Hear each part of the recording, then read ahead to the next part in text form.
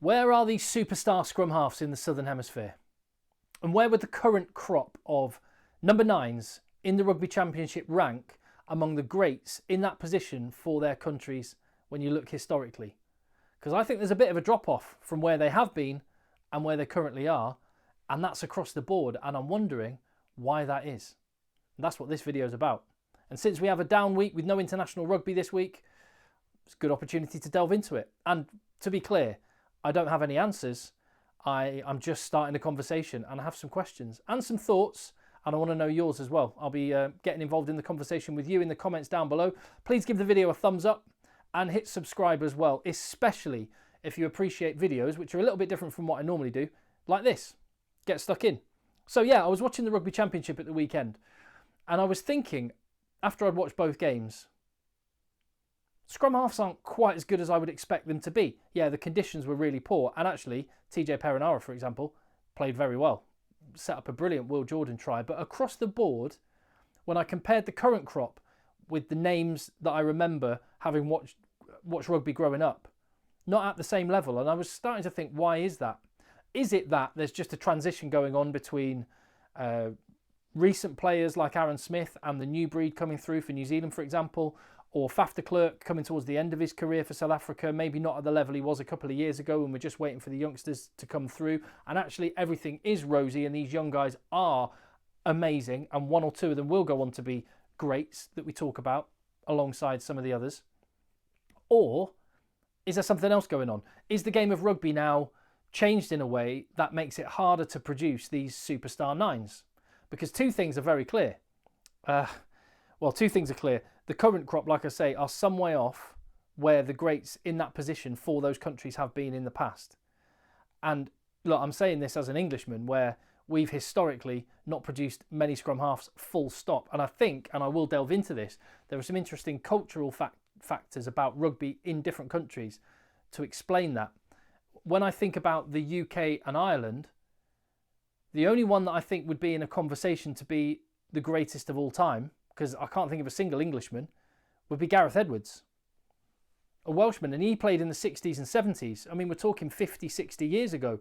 There's been no one in the last 50 years from the UK or Ireland that would be in the conversation of the greatest scrum half of all time. The majority of them have come from the Southern Hemisphere. That's where they've historically been. But the second thing is absolutely clear, is that there is no one on earth right now that comes anywhere close to Antoine Dupont. Now, part of that is the fact that he is so good, I would argue the best rugby player in the world, and by the end of his career, he will be in the conversation as one of the greatest, if not the greatest scrum half of all time, and one of the best players. I don't want to open that can of worms now, but the current crop are just nowhere near when you look at the Southern Hemisphere greats. And you have to have a look back in history to kind of realise why that's important, because when I think about the players growing up in the scrum half position that I loved watching, the greats are guys like Joos van der Westhuizen. 95 World Cup winner, a national hero in South Africa, 89 tests for the Springboks, 38 tries, and the only thing more remarkable than his career, and he had it all the skills, pace, and could play like an extra back rower. The only thing that was more remarkable than his career was the grace and the bravery with which he faced motor neuron disease. An absolute legend, Joos van der Westhuizen. For Australia, George Gregan, the greatest scrum half they've ever produced, 139 caps, skipper for the Wallabies for 59 of those. He won the 99 World Cup, 13 years as the absolute heartbeat of the Wallabies in some of their finest years. He was a runner-up in 03 as well. And I mean, there's even a move named after George Gregan. How many other people like me grew up with Gregan ball being where the scrum half would sort of crab across the pitch and a forward runner would take a little switch or a pop out the back?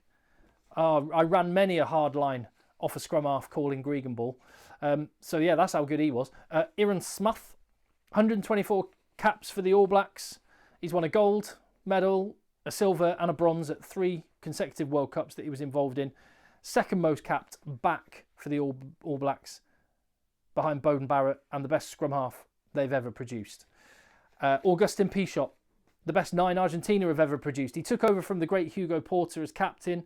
He was just 19 when he made his Argentinian debut, but he was part of an Argentinian team which set the platform for the good performances we've seen in the last 15 years, because it was at that 2007 Rugby World Cup. Third place for them was remarkable and just took Argentina to another level. And Gus Pichot was absolutely huge. And Fourie du Preez, key man in what was arguably the best South Africa team of all time. They won the 07 World Cup, and then that team between 07 and 09 is one of the most fearsome teams, rugby teams, ever. I mean, there's a conversation between that team and the current crop for the best Springbok side of all time. But you think about the names: Berger, Matfield, Botha, Smit, Habana, de Villiers, and right alongside all of those greats, you've got Fourie du Preez. 3 World Cups, and he won in 07.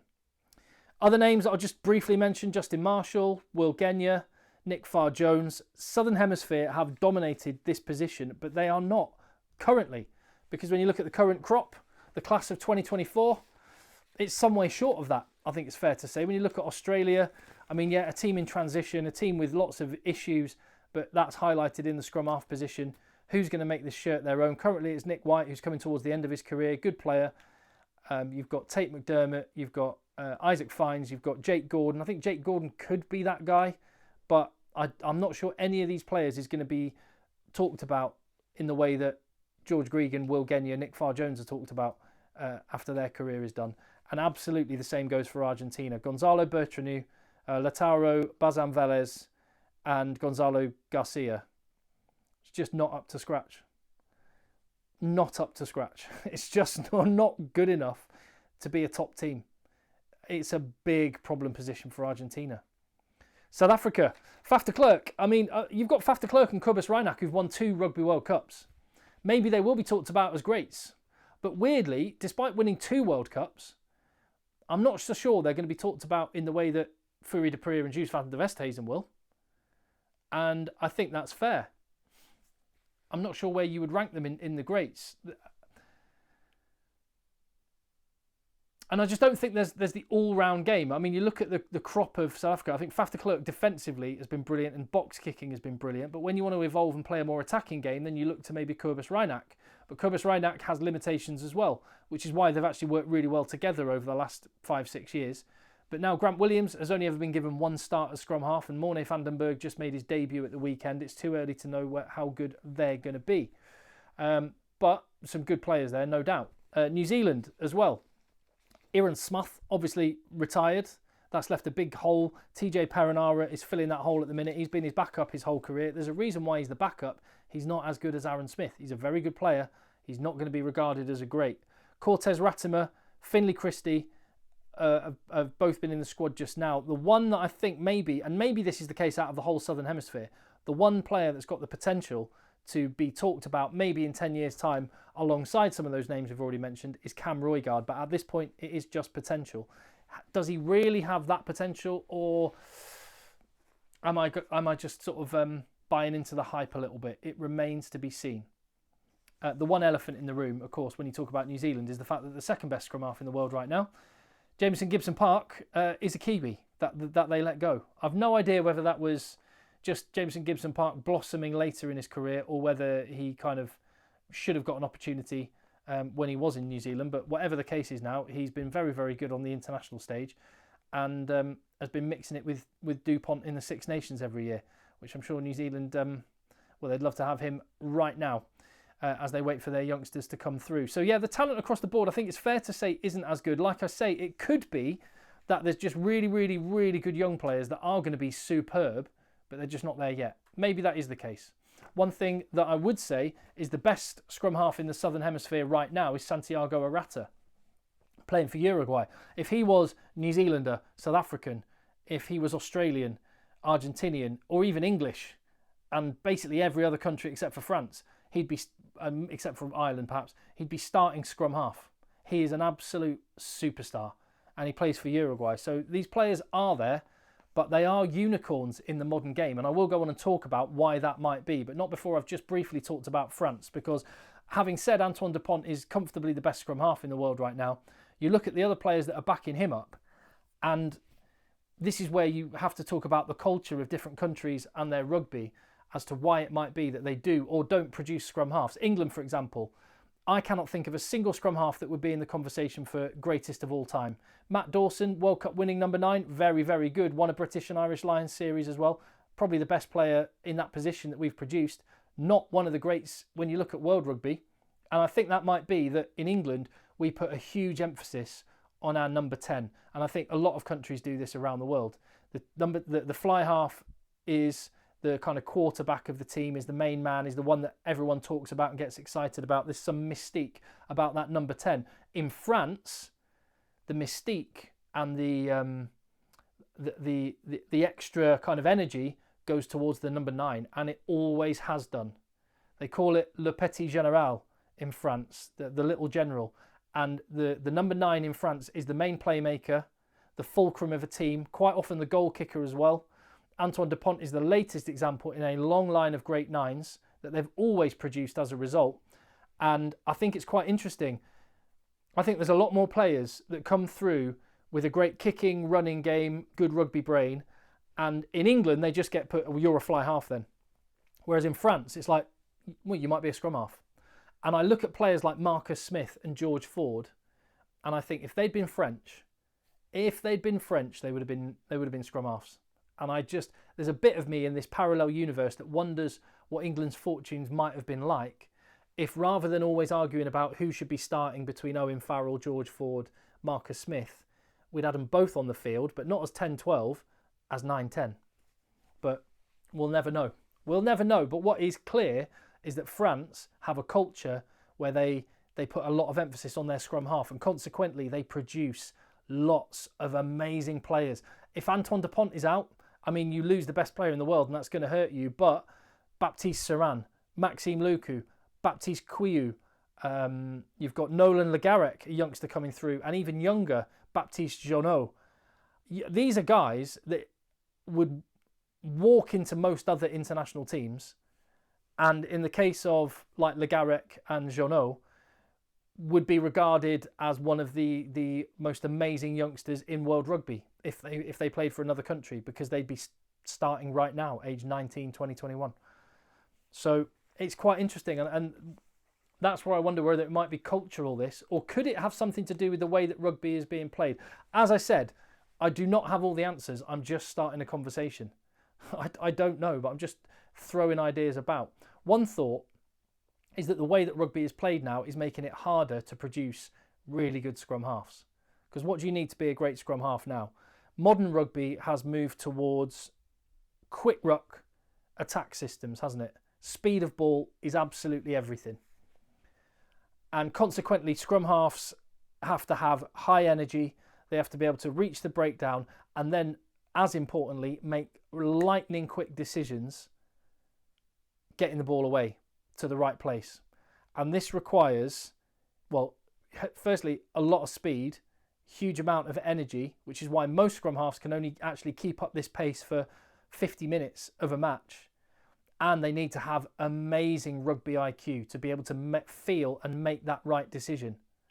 And I think this is why, because France put their best creative players at scrum half, I think this might be why they have so many of them, because modern rugby requires high rugby IQ as well as speed and all those sort of physical attributes. Also, defence has become really, really important in rugby. The scrum half operates like a kind of floating joker in the defensive line. They kind of float, they have to read the game, again requiring very, very high rugby IQ just to read what's going on and make critical interventions at the right time. And some of the best scrum halves are the guys that do that brilliantly. Antoine Dupont's defence is incredible. Faf de Klerk, one of the reasons he's been the box scrum half for the last 5-6 years is because his defence has been immense, and he has made interventions at critical times in big games. And the third element, amazing attack and really, really good defence, both of which requiring a really amazing reading of the game and lightning quick decisions. And then kicking has become huge, particularly in the last decade. We might be moving away from that now. I noticed there was much less box kicking in the Rugby Championship over the weekend, and I think part of that is because the 5-second ruck is being enforced by the referees, meaning that it's easier to charge down a box kick, so fewer box kicks are happening. So that might evolve the way that scrum halves played, but certainly for the last decade, box kicking has been absolutely huge. And just tactical kicking in general, another reason why I say Faf de Klerk's been the Bok number 9 is because he does that as well. And that's what you look at it, the scrum half play, you need to do all 3 of those things: attack, defence, kicking. And it's really hard to get all of those 3. Really hard. Faf de Klerk, I've used him a couple of times. Kicking, defence, brilliant. Attack, not as good as Kobus Reinach or Morné van den Berg or Grant Williams. But their defence or kicking might not be as good as Faf de Klerk. So it's really hard to tick all 3 boxes properly.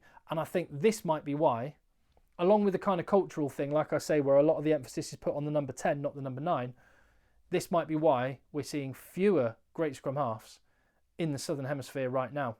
Because rugby is actually a bit harder to play for scrum halves, and it's a bit harder to be good. And what's more, not only do you need to find someone that can do all 3 of those things, you need 2 of them at least. Because, as I say, the fitness demands of a scrum half are such that they cannot keep up the tempo that they play with for 80 minutes. I do think the game of rugby, with the law changes and stuff, might evolve the scrum half position, and we might see some players who maybe even a couple of years ago weren't regarded as great coming through and getting better and better because their kicking doesn't have to be as good, for example. But fundamentally, I think what is clear is right now, since the retirement of Aaron Smith particularly, and now that Faf de Klerk is getting a little bit older, the Rugby Championship is not stacked in the number 9 position in the way that it was. Your thoughts? What do you reckon? And look, this is a bit of a different video because we've got a bit more time, downtime with no international rugby. I thought I'd just do something a little bit different and start a conversation rather than reacting to games or team announcements and things like that. And if you like this video, and you're still watching, I'm assuming you do, if you appreciate this type of content that takes a little bit longer to prepare and hopefully will bubble away for a bit longer, then I would really appreciate you sharing it, by supporting it, by giving it a thumbs up, by hitting subscribe, and just let me know what you reckon. I will see you on the next one.